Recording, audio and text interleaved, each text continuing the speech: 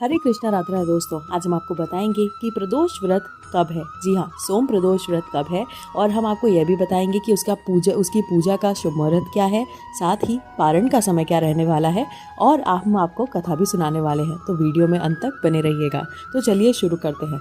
हिंदू धर्म में प्रदोष व्रत को बहुत ही महत्वपूर्ण माना गया है। हर माह की त्रयोदशी तिथि पर प्रदोष व्रत रखा जाता है, जो कि भगवान शिव को समर्पित होता है।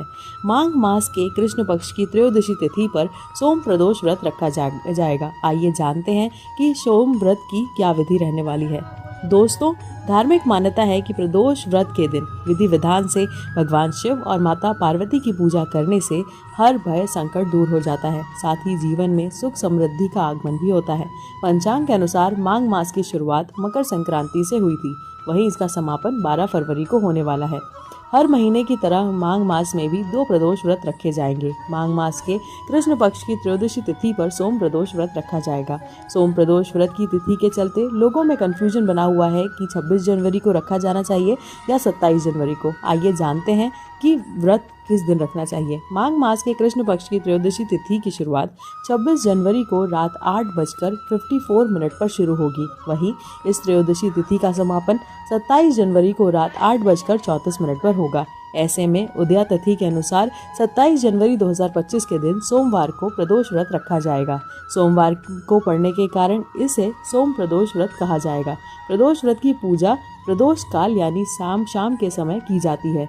दोस्तों, पूजा का जो शुभ मुहूर्त है वह कुछ इस प्रकार है। 27 जनवरी को शाम 5:56 से रात 8:34 तक पूजा का शुभ मुहूर्त रहने वाला है। दोस्तों, अब चलिए जानते हैं कि व्रत की पूजा किस प्रकार करनी है।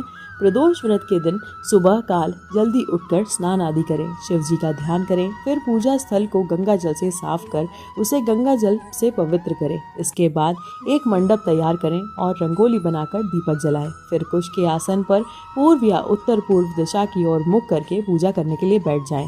इसके बाद भगवान शिव का रुद्राभिषेक या जलाभिषेक करें। प्रदोष व्रत के दौरान फलाहार करें।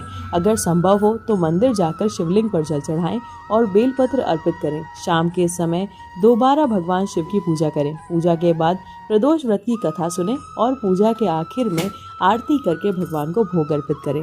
दोस्तों, अब हम जानते हैं कि इस दिन आपको पारण कब करना है और साथ ही हम आपको अंत में कथा भी सुनाने वाले हैं। तो वीडियो में प्लीज बने रहिएगा। सोम प्रदोष व्रत का पारण जो है वो कुछ इस प्रकार रहने वाला है। व्रत का पारण त्रयोदशी तिथि के समाप्त होने के बाद किया जाएगा। पारण का समय रात 8:34 के बाद कभी भी कर सकते हैं। इस समय के बाद व्रत खोलना शुभ माना जाता है।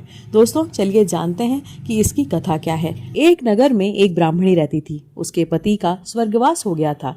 उसका अब कोई आश्रयदाता नहीं था, इसलिए प्रातः होते ही वह अपने पुत्र के साथ भीख मांगने निकल पड़ती थी।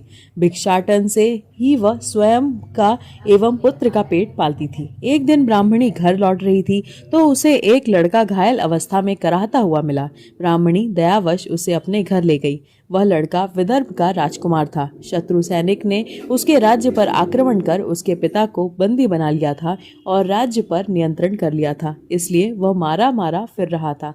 राजकुमार ब्राह्मण पुत्र के साथ ब्राह्मणी के घर रहने लगा। एक दिन अंशुमती नामक एक गंधर्व कन्या ने राजकुमार को देखा और उस पर मोहित हो गई।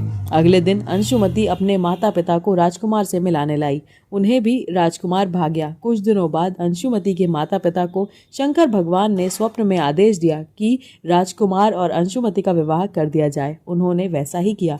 ब्राह्मणी प्रदोष व्रत करती थी। उसके व्रत के प्रभाव और गंधर्व राज की सेना की सहायता से राजकुमार ने विदर्भ से शत्रुओं को खदेड़ दिया और पिता के राज्य को पुनः प्राप्त कर आनंद पूर्वक रहने लगा।